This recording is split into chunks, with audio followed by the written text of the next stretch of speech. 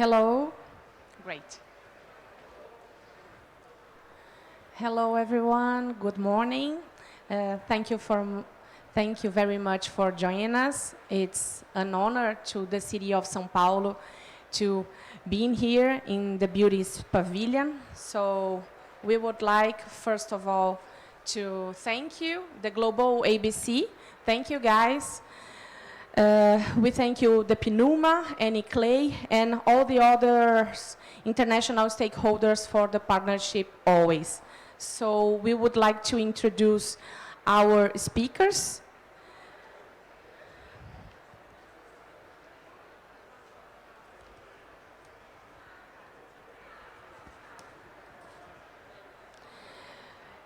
From Rosario Climate Change and Just Transition Department, Maria del Pilar Bueno, please, if you come to join us. It's a pleasure. Welcome. Dr. Max Beineveld, from a police officer from the Climate Alliance. Welcome, Max, wherever you want. Thank you. And we have another speaker with us online by Zoom.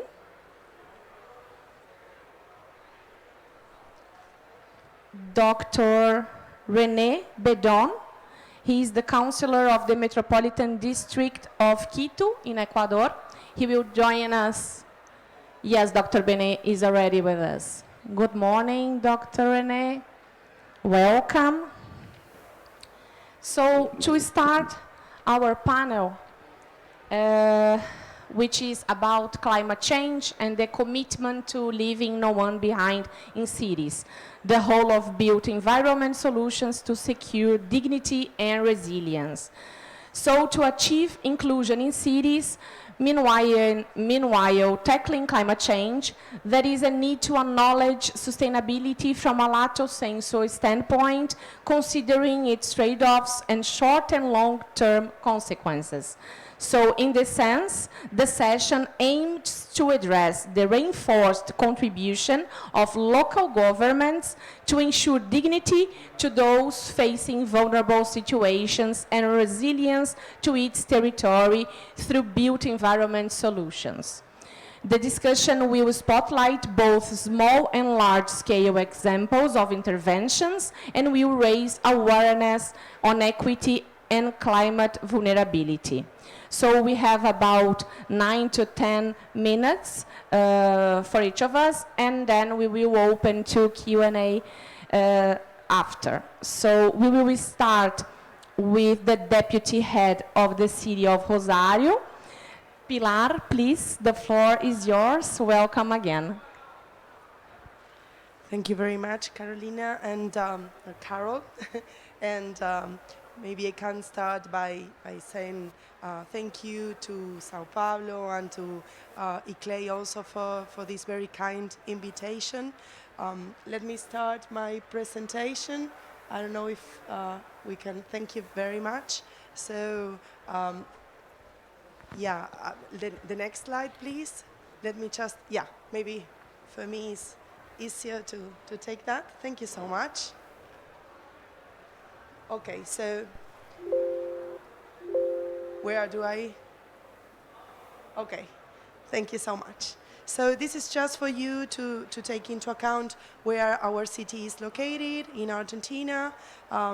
We are almost in the middle, in the productive agriculture part of Argentina, what we call Pampa Húmeda, traditional agriculture part.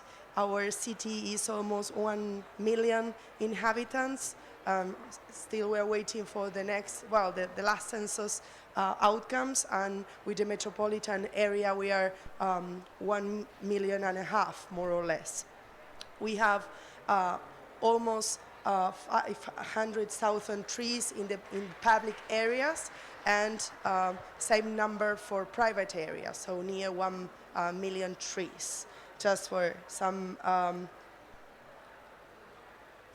This is just to take into account the long journey that probably all our cities already had the opportunity to have from during the last more than 10 years, from the Global Covenant on Climate and many other events for sure.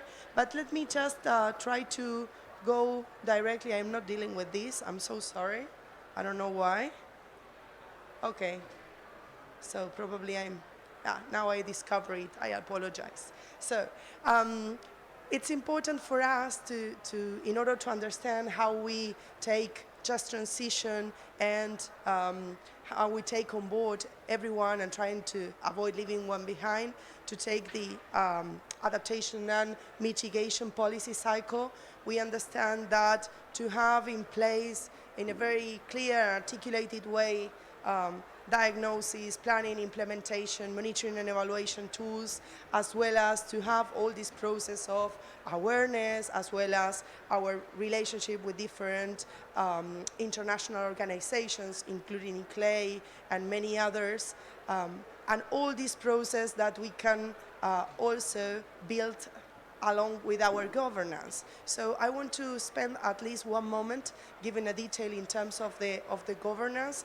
This is a new governance in place, and for us this is very critical in order to talk about transparency of adaptation and mitigation policies, but at the same time how we are planning to understand and to build together this just transition.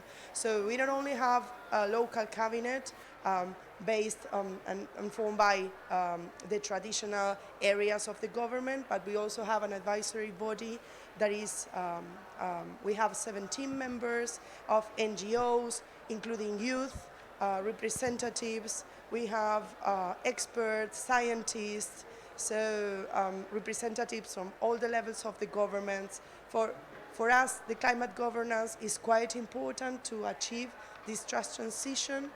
We understand that, and during this year, all the decisions, every product was born in our area, in our office, and then was distributed in equal footing to all these spaces of the climate governance. This is our local plan. Probably all the cities has their own local plans. I want to take some more minutes in terms of the adaptation and resilience strategy based on 4 axes. So in order to do so, we understand that to have BA strategies, vulnerability and risk assessment is quite important, and it's not just a tool for us, but it's a tool that is built with the people and for the people.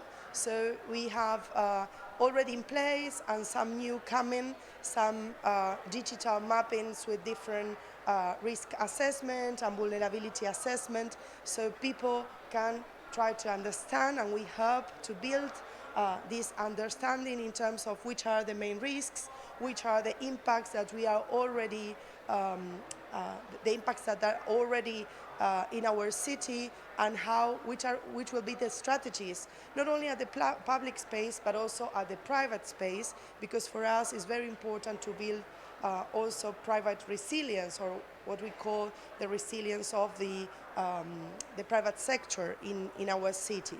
So this is more or less some of the main impacts and how they are located in our city.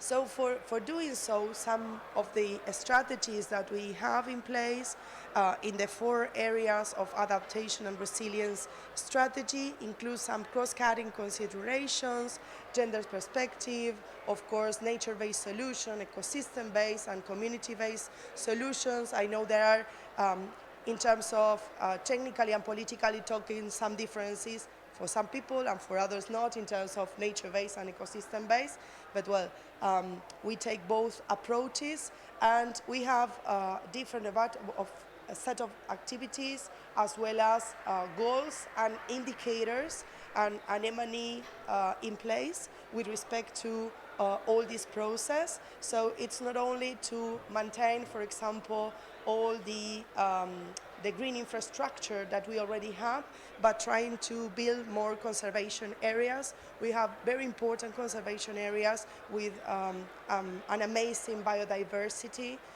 in a urban area as Rosario. So we care a lot of this place in particular, and all these need to be taken into account in the context of one of a historical drought that we are experiencing now, the worst in 100 years at least. So this, of course, impact everything.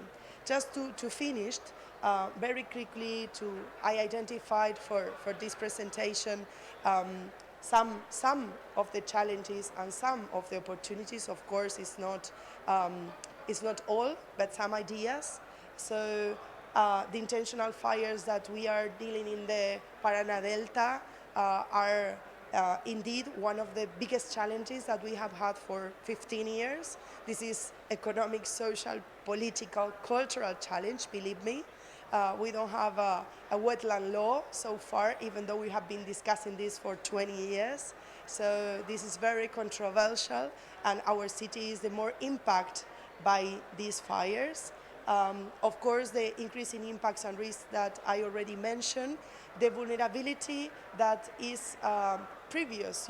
We probably, or maybe here, some of us come of South American cities, our global south, so we understand that we have dilemmas that tend to are being more difficult, are bigger in light of climate change. So sovereign debt in our case, but also economic and social poverty, of course, and poverty and production strategy and extractivism in our region and in our country, of course, including our city. Maybe the lack of financial resources and the difficulties that we have to access as cities is, of course, of probably one of the common dilemmas and that we also need to address. And, but at the same time, I identify that between many opportunities, we have a lot of community aware and sensitivity from the people, high participation in our city. We look for and we build trust through transparency. As I said, everything we build with people in a collaboration process with all the governance, and at the same time, all the collaboration with the national, regional, and international networks is quite critical for our just transition. So I leave it for now. I thank you. You can download the local action plan, and we continue in contact. Thank you very much. Thank you so much, Pilar, for sharing with us such amazing and important actions in your city. Congratulations on your work. Unfortunately, you are not going to be with us till the end of the panel because you have another one, but we will now pass to Dr. René, who is online with us by Zoom. Dr. René Bedon, the Councillor of the Metropolitan District of Quito in Ecuador. Dr. René, welcome again. Good morning, and the floor is yours.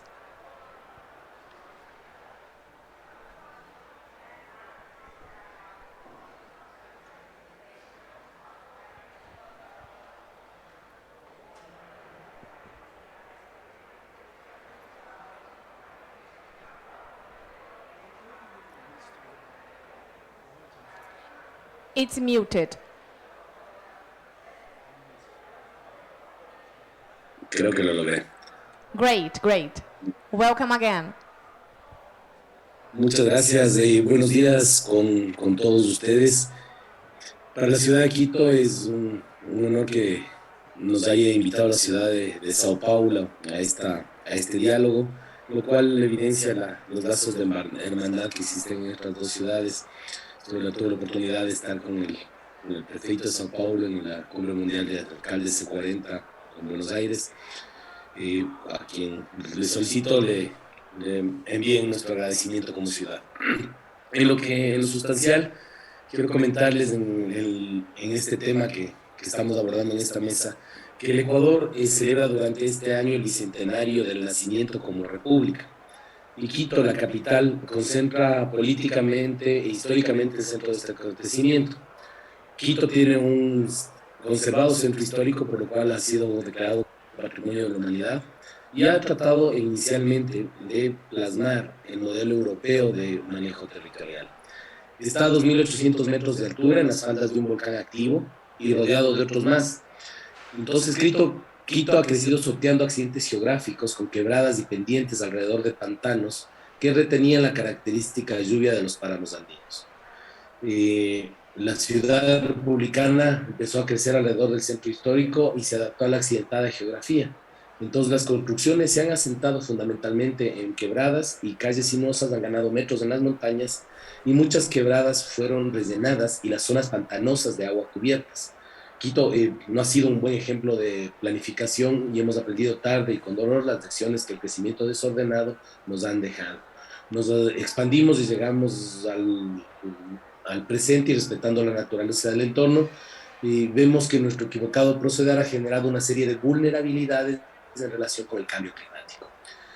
Esta falta de planificación naturalmente también ha generado inequidades. Se ha generado que las personas más vulnerables económicamente tengan que fijar su residencia en zonas alejadas de la ciudad o en las laderas del volcán y las montañas circundantes, con poca posibilidad de acceso a servicios públicos y usualmente están en asentamientos irregulares que no tienen títulos de propiedad. Eso ha generado graves catástrofes. En este año, en enero de este año, la ciudad enfrentó una de las más graves emergencias de su historia. Un violento aluvión proveniente de las laderas del volcán Pichincha terminó con la vida de 28 ciudadanos en el sector de la Gasca, dejando además decenas de heridos y millonarios daños en la infraestructura pública y privada. La naturaleza entonces vemos cómo responde a esa mala planificación. Se generaron fuertes precipitaciones derivadas del cambio climático, una inadecuada mantenimiento de la infraestructura generó que el flujo de gran velocidad vaya pendiente abajo y genere esta afectación a los ciudadanos. Ahora, les evidencio que resulta contradictorio que hechos como estos sucedan en un país como el nuestro, en que la naturaleza tiene derechos. En efecto, el Ecuador es el único país en el mundo que la naturaleza tiene el derecho a conservación integral ecosistémica y además derecho a la restauración en caso de que existan daños ambientales. Entonces, es contradictorio que al un lado tengamos derechos de la naturaleza y por otro lado tengamos toda esta falta de planificación. Y claro, no solo se trata, como les había dicho, sobre de construcciones sobre accidentes geográficos que ponen a los habitantes a efecto, sino también que hay una gran expansión que continúa con un hipercentro con bajísimos niveles de concentración y una ciudad expansiva. Frente a ello, ¿qué ha hecho Quito? Ha entrado en un plan de acción climático que generó un primer plan en 2012-2016 que estableció, siguiendo la estrategia de cambio climático del país, ya una consolidación de inventarios de emisiones de gases de efecto invernadero y las evaluaciones de vulnerabilidad al cambio climático. Con esa experiencia se construyó y con el apoyo de C40 Cities, se construyó el plan de acción de cambio climático que representa la práctica que vamos a seguir en la agenda climática para el distrito. En este se han consolidado datos relevantes de la población y estas herramientas han permitido que se construya el plan con varios ejes. Primero, movilidad sostenible, cuyo eje articulador es el metro de Quito. Hemos acabado de construir un metro, lo vamos a poner en funcionamiento el 15 de diciembre de este año, es decir, en un mes máximo estaremos ya con el metro de Quito. Tenemos un proceso de gestión de desechos que nos va a tratar de llevar a cero basura. Tenemos una línea de gobernanza e investigación climática, agricultura sostenible, servicios ambientales y gestión integral de recursos hídricos y asimismo edificaciones sostenibles. Para cada sector se han establecido objetivos, políticas y metas en tres ámbitos: en mitigación, en adaptación e inclusión, y como resultado tenemos este plan estratégico.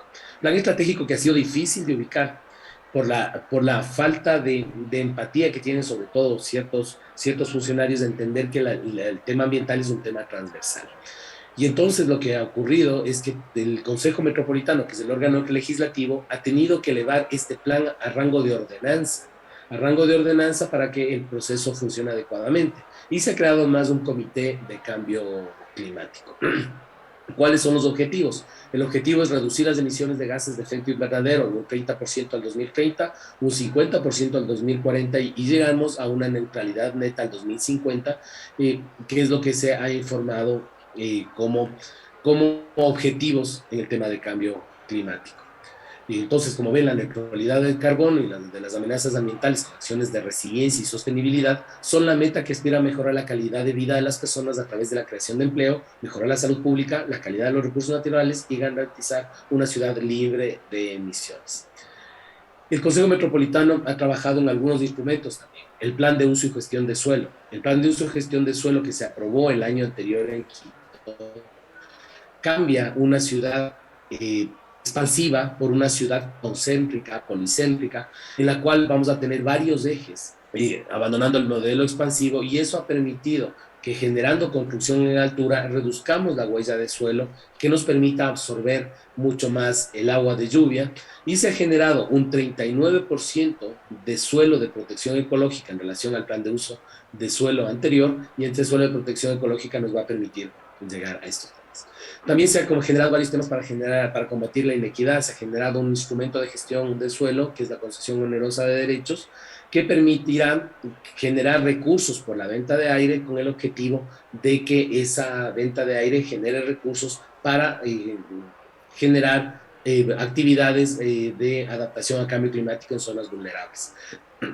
En temas de vivienda de interés social también hay un esquema muy ingenioso que se ha generado en ciertas zonas en las cuales, para evitar que las personas se vayan a las periferias, se ha establecido que si se quiere aprovechar un suelo, se tiene que generar una construcción de un 20% de viviendas de interés social en la misma zona, con lo cual se busca generar más equidad. Ahora, hay unas zonas en las quebradas, una zona sobre todo como el río Machángara, que atraviesa Quito, como la zona del río Monjas, que han tenido una afectación en sus cauces porque no tenemos un sistema de tratamiento de aguas residuales adecuado. Entonces, la Corte Constitucional ha tomado una decisión y ha emitido una sentencia el año anterior en que ha ordenado a Quito realizar una ordenanza azul verde que ya se ha realizado. También estamos trabajando con el convenio Cliver con la Unión Europea para soluciones basadas en naturaleza. Estamos trabajando en un barrio en el cual estamos trabajando para conservación y soluciones de naturaleza con todo el apoyo de la Unión Europea. Buscamos generar una hoja de ruta que permita que otros sectores de la ciudad y que otras ciudades del país y de la región se nutran de ese trabajo que estamos realizando dentro del marco de Clever Cities. Otro mecanismo de solución basada en la naturaleza es el hecho de que con las planillas de agua potable se está cobrando una tasa que va destinada a un fondo ambiental, un fondo del agua, que permite comprar y adquirir en propiedad para el municipio el agua y los focos de agua para poder mantener ese recurso hídrico. También, como les decía, el metro va a presentar una solución muy interesante para la ciudad de Quito, porque vamos a dejar varios vehículos en casa y entonces esperamos que haya una mitigación en la emisión de gases de efecto invernadero. Creo que Quito va a aprovechar la ventaja que tiene al estar cobijada por una constitución de avanzada que defiende los derechos de la naturaleza. Creo que va a aprender los errores históricos y va a tomar con especial urgencia el camino de soluciones basadas en la naturaleza, con el apoyo de la Unión Europea, con el programa Cliver, y lograr mejores estándares de equidad dentro de su población y proteger a los grupos de población más vulnerables a los efectos del cambio climático. Muchas gracias por su atención.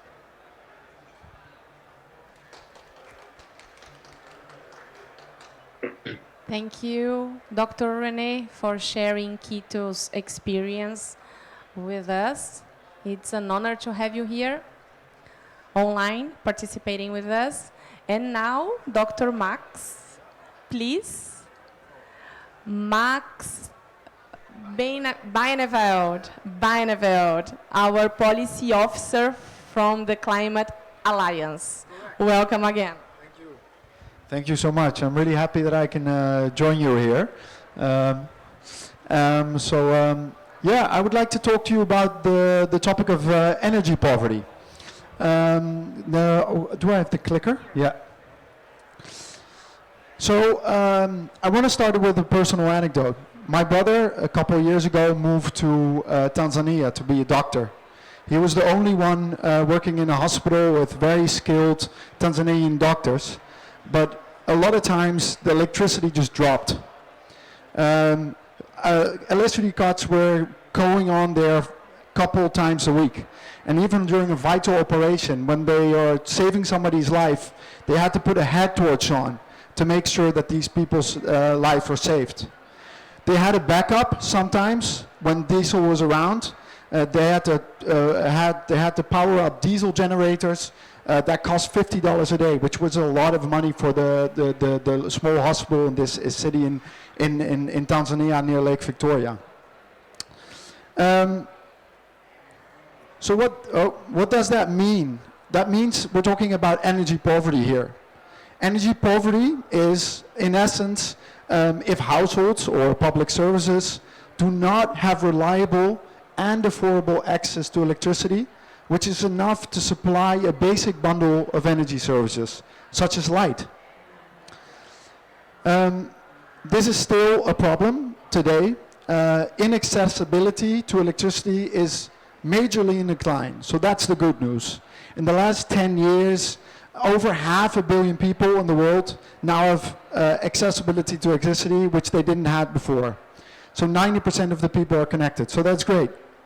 However, there is still a challenge, and because we're in the African continent today, I wanted to kind of point out to why there is still a challenge in Africa, because 75% of the total population who doesn't have access actually is in Africa. But just to fast forward, because in 2030, hopefully this all will be solved and everybody will be connected. But will access solve energy poverty in the world? It won't. Because accessibility doesn't equal affordability. Accessibility doesn't equal reliability, and it doesn't equal sustainability. We're here for a sustainable transition.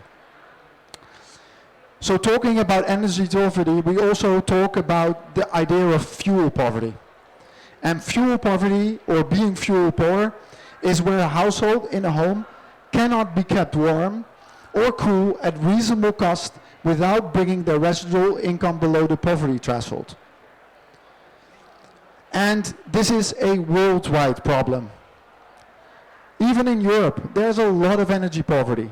One of the most affluent countries in the world, the country where I'm from, there is energy poverty there. Even in the UK, 1 in 10 people are suffering from energy poverty. In 2020, we were talking about 15 million people in the European Union that were still living in energy poverty or fuel poverty. And then COVID hit. Due to a global energy imbalance, energy prices got through the roof. Sometimes in the European Union, this was in January 22, 30 to 40% of energy prices went up. And then, of course, Russia, as we all know, invaded Ukraine, and then increased energy prices even more.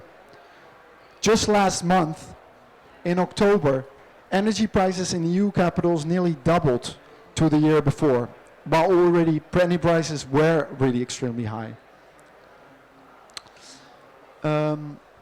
So unfortunately, and that's what we're talking about today here, the vulnerable will be made to pay the price for the volatility of our fossil fuel energy system. So this is one of the major important points why we want to transition to a net zero planet, not only because we want climate emissions to decline, but also because we want these volatilities that are inherent to the fossil fuel systems to go away.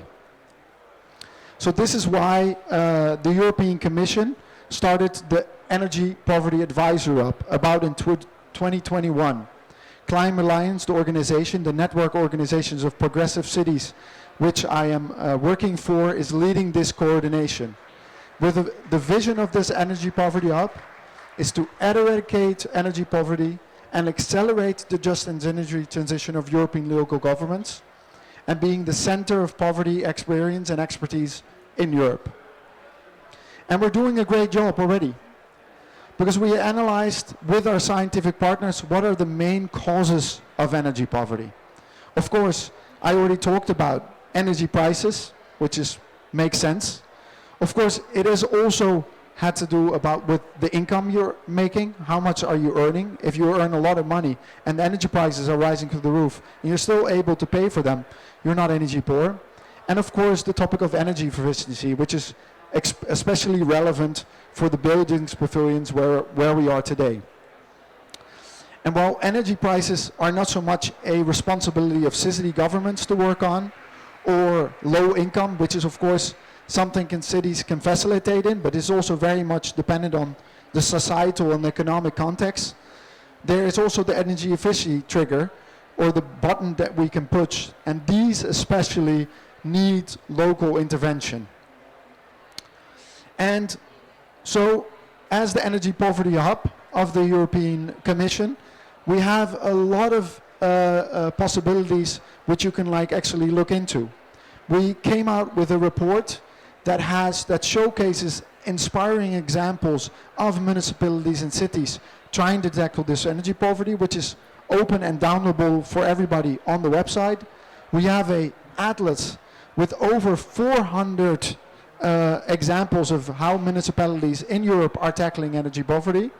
We have an online course, and we even have handbooks coming out, especially for city and local governments to implement and improve their policy regarding energy poverty. And this is obviously available for everybody over the world, but of course we mainly focused on what is happening in Europe. So this is all pretty abstract, and I wanted to illuminate a couple of nice examples of what European governments are doing. One of is the city of Zaragoza in Spain, who looked at a community of 200 citizens, or 200 households, 200 citizens, of which 10% was energy poor. They tried to initiate a collective solar panel generation, which would possibly reduce their bills by 30%. And the nice thing about this project is that the people who were energy poor were benefiting from the solidarity of their neighbors.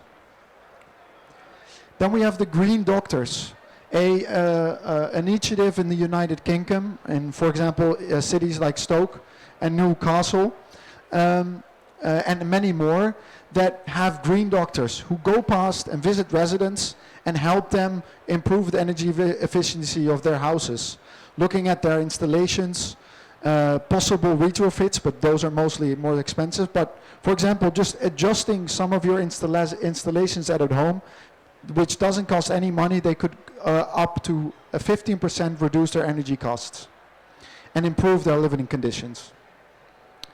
And finally, what happened in the hospital of my brother in Sirati? They got us mini solar plant, which did only provide electricity during emergencies when the electricity cut, but also transported water from the nearby lake about 30 kilometers or 3 kilometers further off, which they can use water on a daily basis into the hospital. And the amazing thing is, these examples in Africa could possibly up to $500 million. If we make sure that these mini grids of solar panels are upscaled in Africa, 500 million people can provide and be elevated out of energy poverty. The only thing is we just need more investments. And that's why also we need, during this COP, to make sure that this fund of 100 billion is come to life. Anyway, what I want you to remember from this presentation are the following 3 points.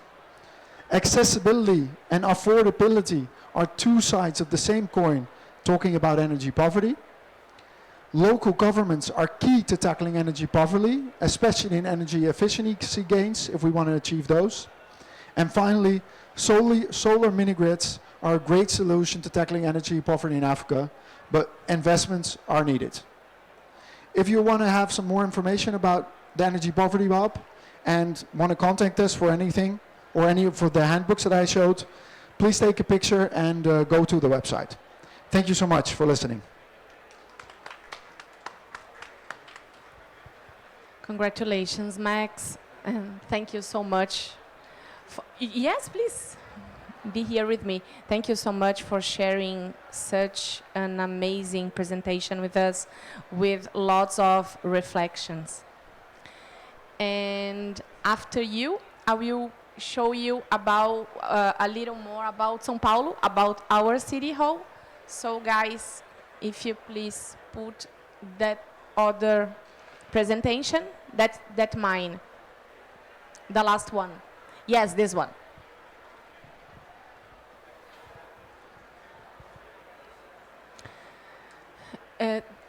I can change.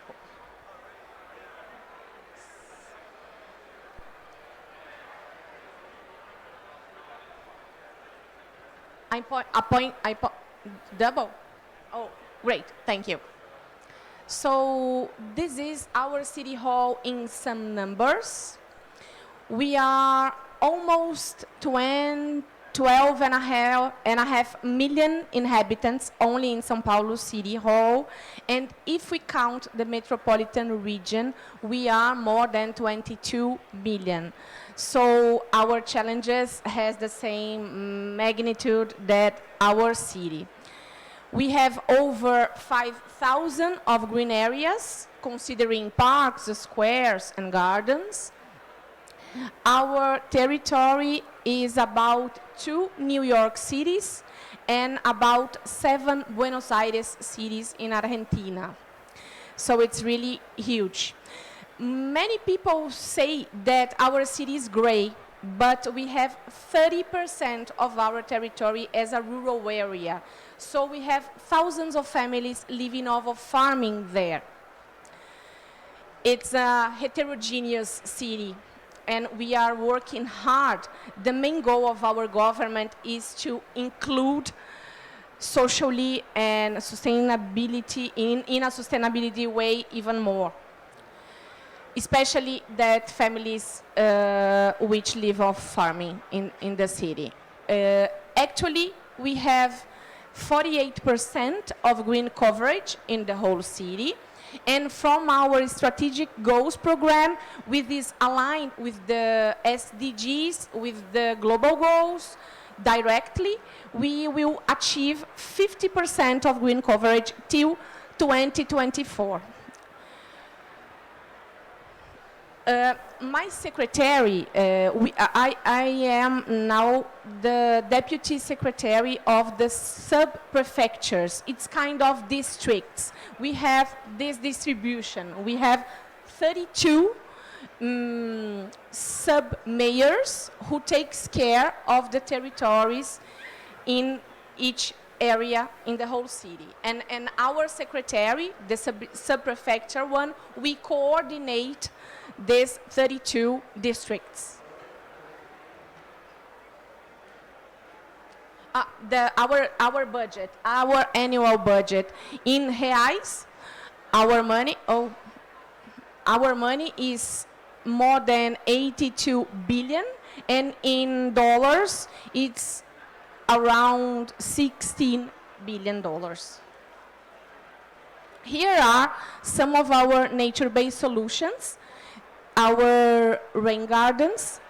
We have now 273 rain gardens in São Paulo.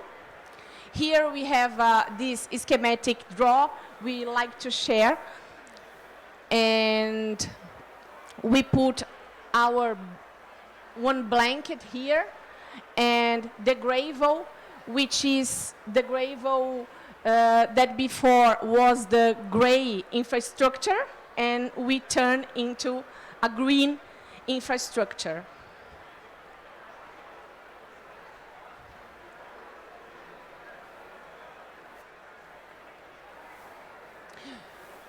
As I said, we have 273. Until the end of 2024, we will deliver 400 rain gardens in the city of São Paulo. These are another examples of nature-based solutions. These are land arts. These arches are drawn here with plants.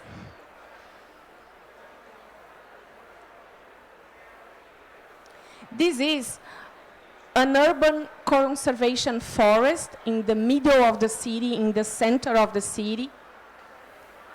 And it was a point of irregular discard of trash. So now it's preserved like an urban forest. The next slide shows us some pictures of that forest at the beginning and how is now. It's a case of transformation in the middle of the city. Here is another program. It's for squares adoption by civil society, by a person, for example, or by a company. And here are some of examples. Everything is on a system. It's online. And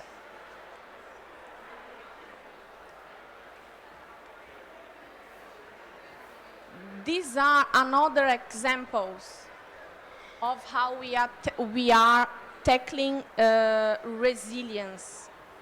It's our Uranus system. It's a system developed with the university, with São Paulo University there in our state, is USP, it's called USP. We used historical databases indicating climate, rain, wind, relief, and minor and macro drainage, besides IoT, to indicate predictive alerts on weather events. So this is our office, the secretary, my secretary, and my office. They are inside our room, yes, our office. So I think this governance makes the difference. So our mayor, in his building, in our city hall, he takes care of these public policies with us in a transversal way and in an intersecretarial way. I think this is really disruptive, and this is really necessary for other cities to implement too. I think this governance is really important, and it makes the difference.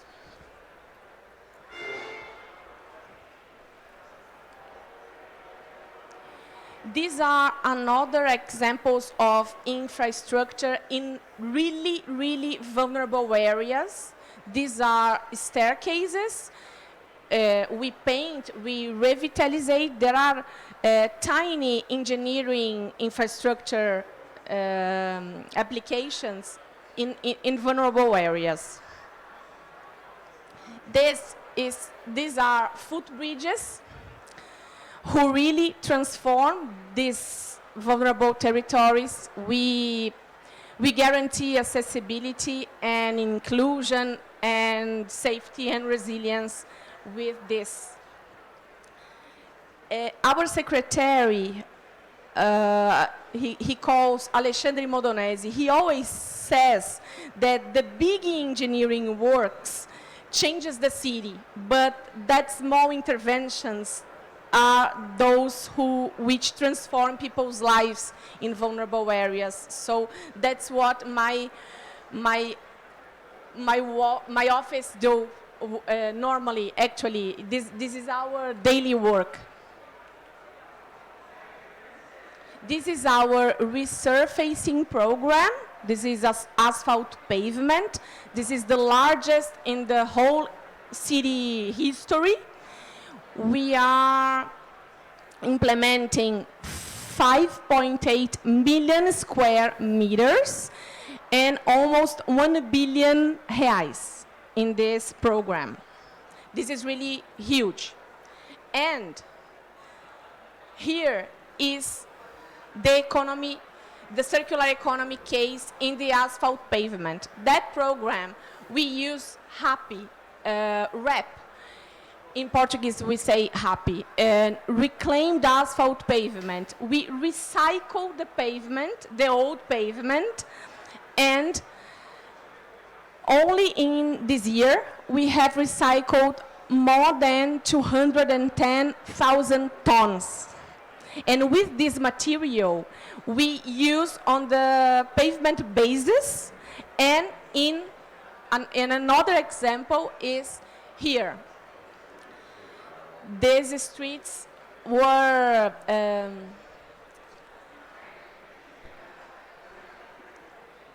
ruas de terra. How can I say? Dusty.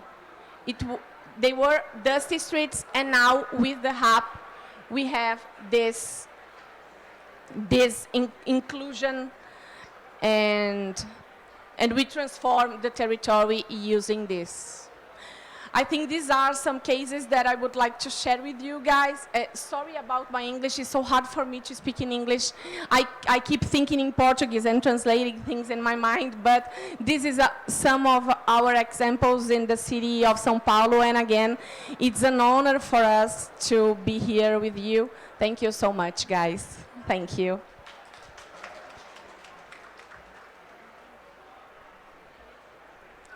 Max, would you like to join me again, please? So now we have some time for Q&A. Do you have any questions for Dr. René online, for Max, or for me from São Paulo? I would like to thank you, Julia. She works at our International Affairs Secretary, and she's responsible for us to being here showing a little bit of our city, and Tatiana, who works with me with the 32 sub-prefectures, our districts. So, do you have any questions? Or do you want to comment anything, Max? I saw a question there, so maybe... So, question for you. What kind of resistances were encountered when you went about the transformation? Same question for you too. What kind of battles you had to fight or challenges you had when you went about the transformation? But amazing work, both of you. Thank you for showcasing. So, okay. So you mean challenges in do you mean the challenges in just the regular transformation for the energy poverty hub or the cities, or? Okay, let me think about that. I think when we're looking at the topic of energy poverty, there was a lot, especially from the European context, there was not so much information at hand. So a lot of people, national governments, didn't really know a lot to deal with it, where it was. Most of the knowledge was in more the social departments than in the sustainable departments. And when the idea of energy poverty arose, it was mostly people were just thinking about poverty in general. You know, it was just another extra cost. And so at one point, we felt, or the European Commission felt, that there needed to be kind of more of a centralized place where mostly the experiences and the capabilities of local governments, who actually, or without actually defining the idea of energy poverty, were already providing so much services and so many things to citizens, but not really under the umbrella of energy poverty, so to say. And so then at one point it was just collecting all this knowledge and making sure that it got shared. So I think the main challenge was getting a lot of these municipalities involved, getting to know what they were doing. And of course the challenge was really kind of collecting all that information. But we're now at a good point in time that we have that all together, and we feel that we have a better grasp of the problem at hand and what municipalities need to kind of tackle that. And that's what we kind of exhibit in the handbooks that we're writing at the moment. So I hope that answers the question. I think for us is the databases. At the first place, we took almost 5 years to build these systems, to get knowledge from the university, to bring all of the areas, all of the governmental areas together, and to study the system draining, the draining system, micro and micro, to study the most vulnerable areas, and to design and to build the systems for the transformation. I think the most disruptive, even more than the use of technology, is to put all the stakeholders together. So to bring the university and to bring the territories, to bring the NGOs, to bring the international associations like you, C40, Ellen MacArthur Foundation. So I think this was really hard for us in our city to design. And we took almost 5 years to be at this point. There's a question over there. Yeah.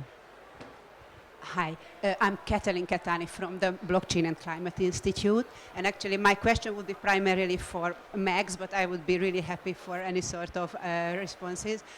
When you were talking about Tanzania and energy poverty and electricity, importance of communities and actually mini grids as well, I just would like to ask you if there is any sort of consideration or interest in the use of blockchain technology in terms of mini grids and electricity supply in these regions, or any sort of distributed ledger technologies.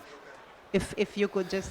Yeah, so if I understand your question correctly, especially when we're talking about the mini grids, like as a solution to energy poverty in countries where there's no accessible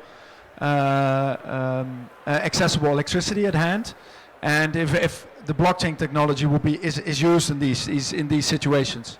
So I come from the Netherlands, and it is a country which is very innovative, and we were one of the first.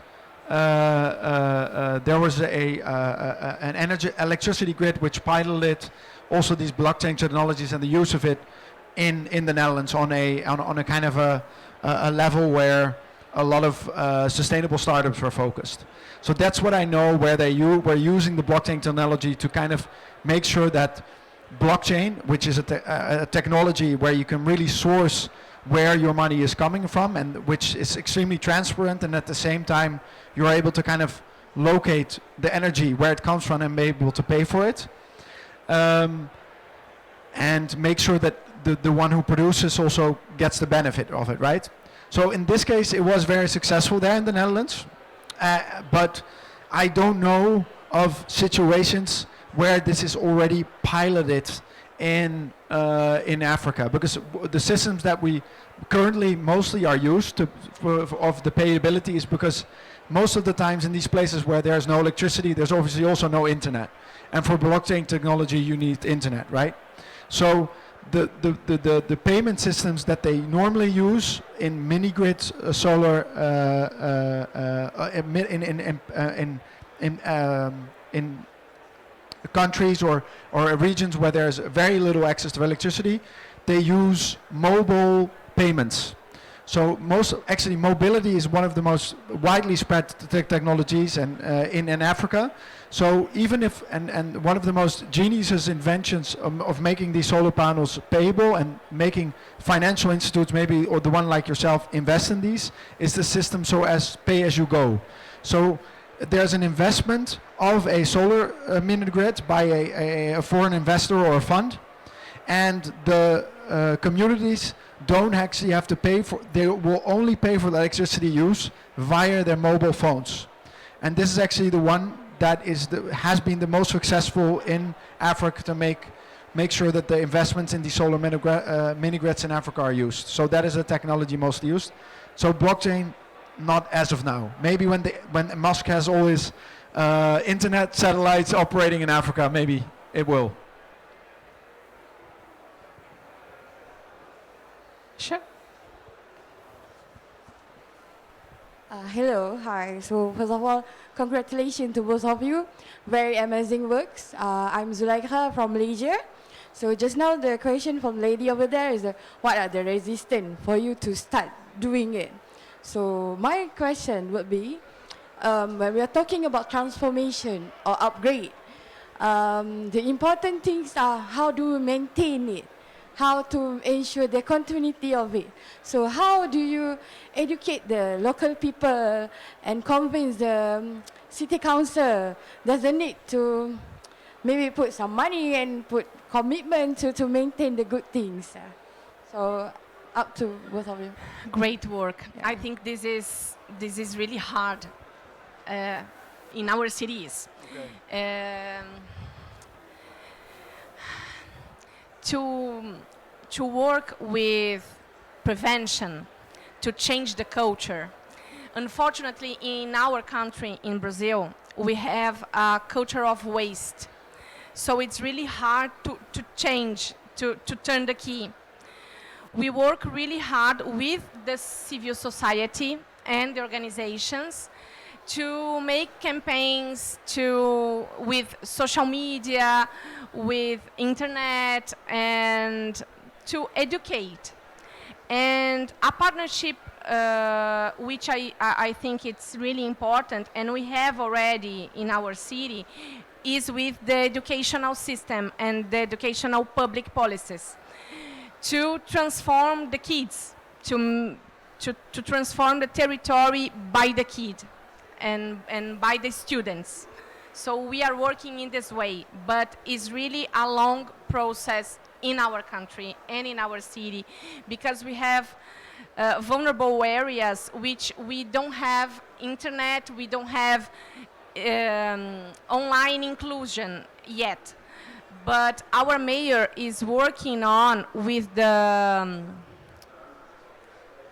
legislative power, yes, we are executive, with the legislative to change the law to extend the public policies to include by using internet in vulnerable areas. So this is the changing we are building, but it's a really long process. So we know it's really hard in our reality. Yeah, if I'm able to shortly comment as well. So how do you get people along when we're talking about this transition to sustainable energy or making less use of energy?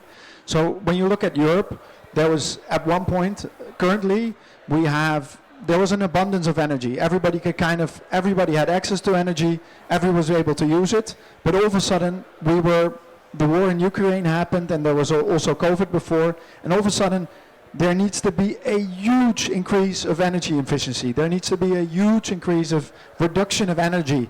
I think the European Union has a goal of 13%, and which is a lot. That is the amount of energy that 3 or 4 countries in the European Union are using. We need to decrease that amount of consumption.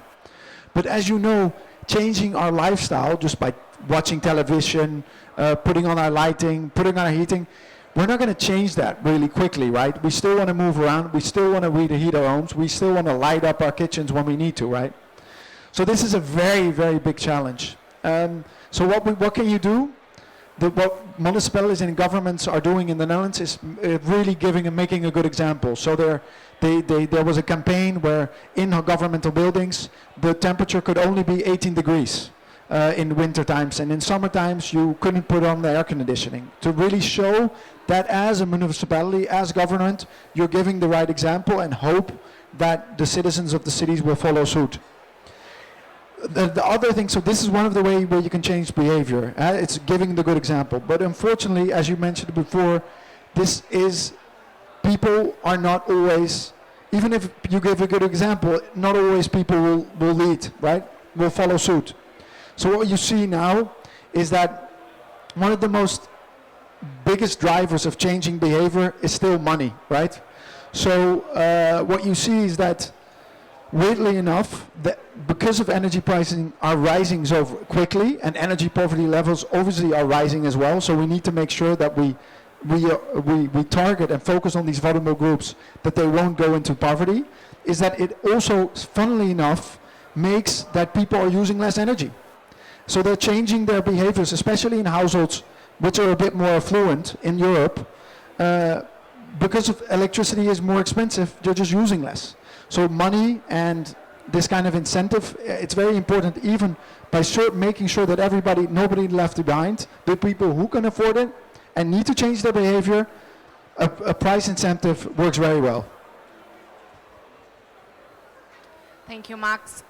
Dr. René, would you like to share some thoughts with us, please, about the questions before?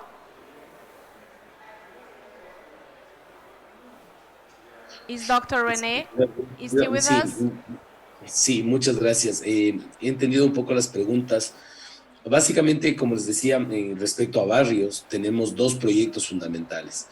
El primero, con la ayuda de la Unión Europea, estamos aplicando como una única ciudad latinoamericana a fondos de Clever City. ¿Qué estamos haciendo? Estamos en un barrio que vamos a trabajar del año 2018 al 2023 en el barrio San Enrique de Velasco.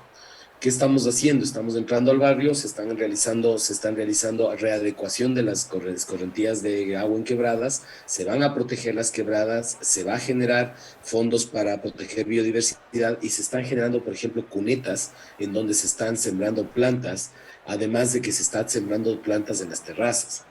Todo eso con el objeto de mitigar y de darle mayor posibilidad al barrio de tener escorrentías de agua que hagan que no existan un deslizamiento como existió en el sector de la Gasca. Los principales problemas o retos que existen es que la propia población no tiene la suficiente educación para entender que esto es beneficioso para ellos. Entonces, un gran componente de esto es que tenemos que hacer educación ambiental para efectos de que logren entender. Se han realizado trabajos con las administraciones zonales y las personas han entendido que la dinámica de colocar plantas, la dinámica de proteger las quebradas, les va a beneficiar porque hay escorrentía de agua y van a ser menos vulnerables a los fenómenos naturales de deslaves. Ese sería un tema. Por el otro lado, tenemos un proyecto de solución para que no tener falta de producción de agua en los sectores más vulnerables, en los cuales el municipio ha comprado los terrenos en donde están los focos de agua. Básicamente los fondos salen de una tasa que pagan todos los ciudadanos de Quito. Se cobra un valor mensual, entra un fondo que va comprando los terrenos en donde están los focos de agua. La principal dificultad que se tiene es que las personas que pagan las tasas no fueron tan empáticas en principio para encontrar esta solución. A la final fue pasando el tiempo y ya el cobro del agua potable ha generado toda esta propiedad y hemos encontrado esta solución, pero básicamente la propia proporción de la población ha sido el gran reto que hemos tenido en estos temas. ¿Cómo hemos asegurado que efectivamente se cumplan estos temas? A través de ordenanzas. El cuerpo legislativo se ha reunido y hemos dictado normas legislativas, ordenanzas que han permitido asegurar que esto permanezca en el tiempo, al menos de estos dos proyectos. Gracias.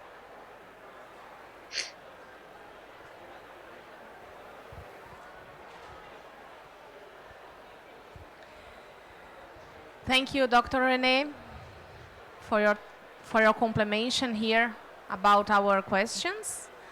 Do I have more questions? Do we have more? Anyone else? Max, would you like to finish sharing some conclusions about No, I think it's. I think I want to comment also on your presentation. I think it's the amazing work you're doing in Sao Paulo and also the extreme, the amazing development on adaptation and the focus on that and the technology and the monitoring systems you're using. I thought that was extremely inspiring. So thank you for sharing that, and I hope that you will be able to continue the good work. So thanks again for inviting me to this panel. Very, very much appreciated. So. Thank you. It was an honor for us to be in this panel and to learn with you, to learn with Dr. René, to learn with Pilar. And I think we had an amazing panel with such rich contents and datas and bases. So I think we are on the right way. this is it. We need to share our best practices, to share experiences, and to strengthen public policies by the governments, but with the civil society together, with the NGOs, with the international associations. I think alone we can go far, we can do anything. So this union and this is the disruptive, and this is the adaptation that we need. We don't have a planet B, so we have to build our future together, and I think we are on the right way. I think this is it.